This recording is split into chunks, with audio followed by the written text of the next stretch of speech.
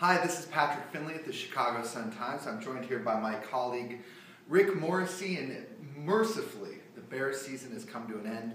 They lost 13-9 to the Vikings. They finished the season 5-11. They have the 7th draft pick. And by the time everybody wakes up on Monday, everybody might be fired or not. We don't know. You used the word merciful. I would argue. I'd say it's merciless. It never seemed to end. The game wouldn't end. The season wouldn't end. I said it mercifully ended. Okay. So we're talking about fact. Yes, yes, right. We're talking about the same thing. At this point, we don't know. Right. We're sitting here in the evening on Sunday night, and we don't know what's going to happen. And I've been maintaining all along just that these reports that we're sure people are going to be fired. I just can't buy into it. I can't buy into it with the McCaskies. I won't be surprised either way. Let's put it that way.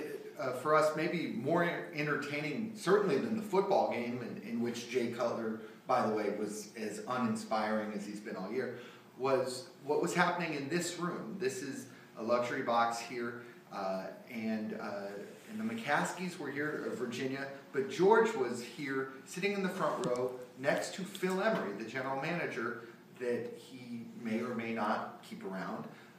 And it was fun to watch through the picture window there, his reaction to plays. I mean, George McCaskey was celebrating, like they'd won the war or something like that, and on interceptions.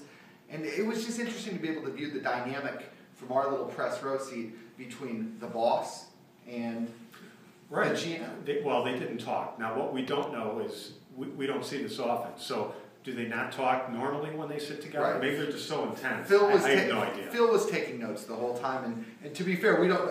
That might just be the way he watches a game. Right, but as you point out, the more bizarre thing was George McCaskey cheering madly for field goals to tie the game 3-3 going into halftime. It was just so bizarre. I don't know what was going on.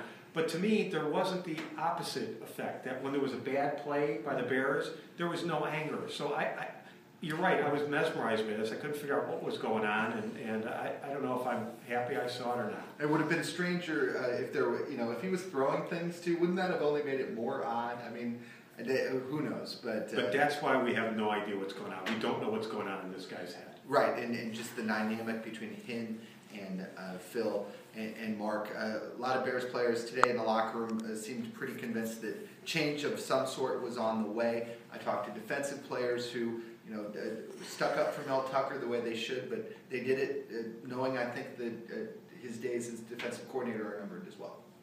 Not surprised. People talked about a broken locker room, so that to me points to players who are okay if there's a coaching change. Yeah, and we'll probably know more about this on Black Monday. We'll see if the plague reaches Hallis Hall, but until then, for Rick Morrissey, I'm Patrick Finley. Stay with ChicagoSunTimes.com for all your Bears news.